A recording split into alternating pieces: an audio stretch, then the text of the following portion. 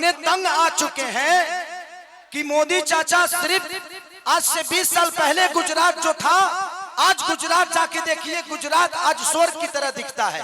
तो सिर्फ इंडिया में एक ही शहर है जिसका नाम गुजरात है, और बिहार लावारिस है। बिहार के माँ बाप से उनके बच्चों को दूर भेजने के लिए ट्रेन देते हैं आप, उनके पत्नियों से दूर भेजने के लिए ट्रेन देते हैं, उनके बच्चों के शिक्षा के लिए कुछ नहीं करते।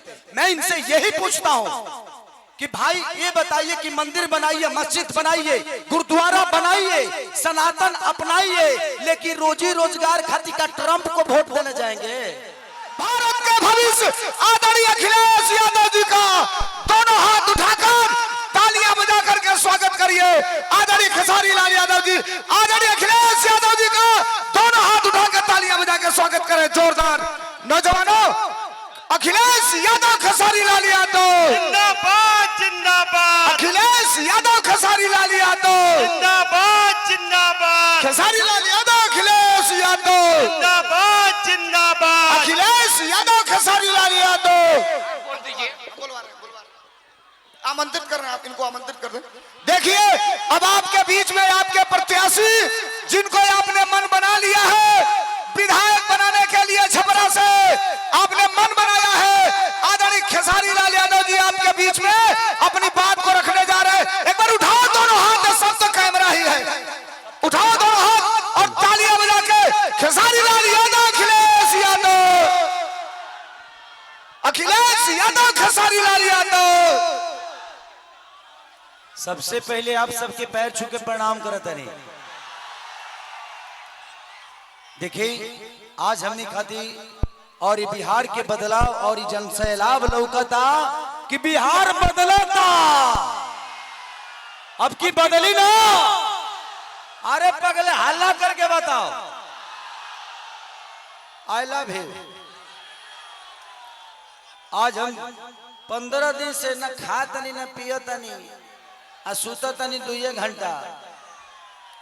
आज मेरे मंच पे हमारे बड़े भाई और ये जितने बेहतरीन नेता हैं उससे कई गुना बेहतर ये इंसान है। तो मैं चाहता हूं कि अखिलेश भैया के लिए एक जोरदार हल्ला करो, ताकि उन लोगों को पता चले कि इंसानियत जिंदा है।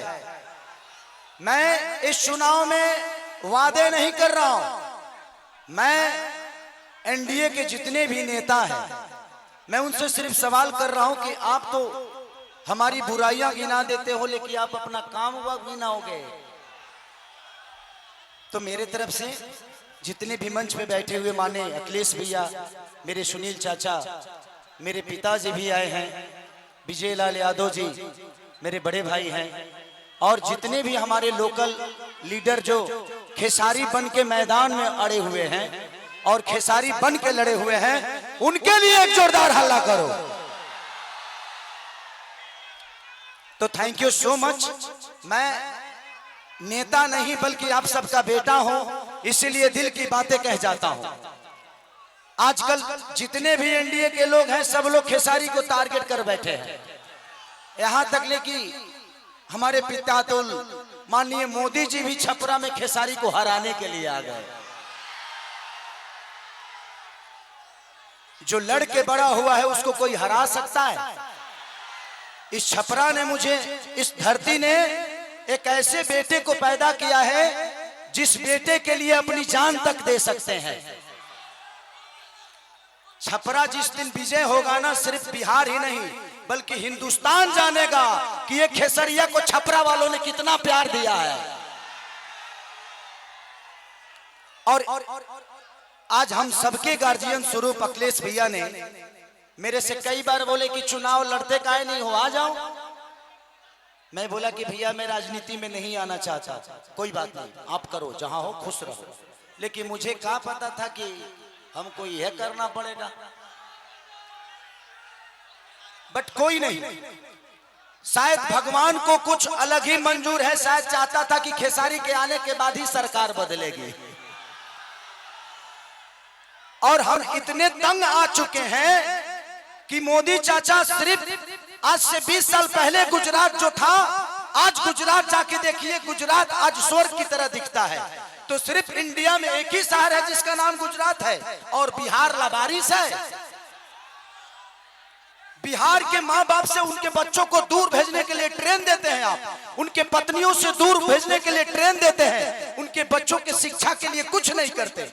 मैं इनसे यही पूछता हूँ कि भाई ये बताइए कि मंदिर बनाइए, मस्जिद बनाइए, गुरुद्वारा बनाइए, सनातन अपनाइए, लेकिन रोजी रोजगार खातिर का ट्रंप को वोट देने जाएंगे?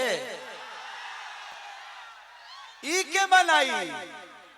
हम लोग के लिए फैक्ट्री कौन बनाएगा? हमारे बच्चों के लिए शिक्षा का व्यवस्था कौन करेगा? अब बैठ जाइए। हम यही सवाल कर रहे हैं। जब भी चुनाव आता है, जब भी चुनाव आता है तो इनको सिर्फ जंगल राज ही बताना है। अरे यार, जंगल राज थोड़ी देर के लिए मान लेता हूं कि था, मान लिया, सुन लिया। अरे तो कौन आप सब मंगल राज बना दिए हो इस धरती को? रोज हत्या होता है, लॉ एंड ऑर्डर हमारा बहुत अच्छा है। अरे यार, उस परिवार से पूछना जिस परिवार का आदमी मारा जाता है। सिर्फ एक आदमी नहीं मारा जाता है, बल्कि वो घर का चिराग था, अपने घर की विश्वास था, जिसको मार दिया गया।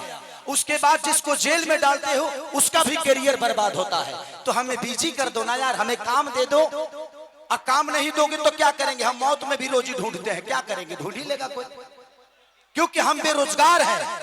आज छपरा की स्थिति जो पानी में डूबी रहती है, छपरा व्यापारियों के करोड़ों रुपए बर्बाद हो जाते हैं।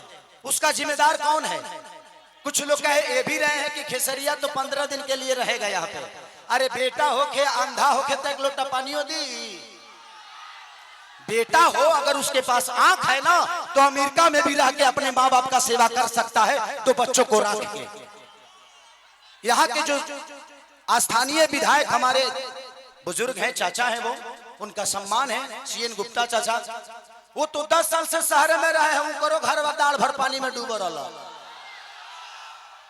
तो जब बताइए कि ये नेता अपना इलाज एम्स में कराते हैं, अपना इलाज के लिए बेहतर अस्पताल नहीं बनाए तो हमारे बच्चों के लिए बनाएंगे? इनके बच्चे अमेरिका में पढ़ते हैं, जब ये अपने बच्चों के लिए बेहतर स्कूल नहीं बनाए तो हमारे बच्चों के लिए बनाएंगे? आज 20 साल से एनडीए की सरकार है, कोई बता दे कि एक भी फैक्ट्री हमारे बिहार में लगी है? लगी है? लागल बा? लागल नहीं खे, लोग यहां से भागल बा। अब जाके बिहार जागल बा। खेसरिया पागल बा जी। नवतर एगो हमार बड़ भाई है, मानिए रवि भैया, वाह, वो महादेव है, महादेव है। ये जीते जी तो हमारी जिंदगी को नरक बना देते हैं, और मरने के बाद गोरखपुर में स्वर्ग की सीढ़ी लगवा देते हैं। माननीय मुख्यमंत्री योगी जी बैठे हुए हैं और कह क्या रहे हैं, महादेव तुम लोग यहाँ चलोगे तो स्वर्ग में जाओगे। मरते जीते जी तो कुछ दिए नहीं, अब मरने के बाद कौन आदमी हर हर महादेव करके चलता है जी?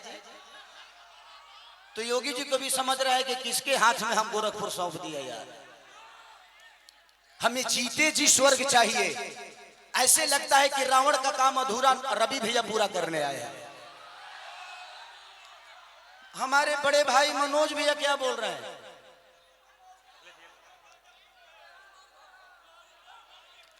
तो ये सारी चीजें हैं।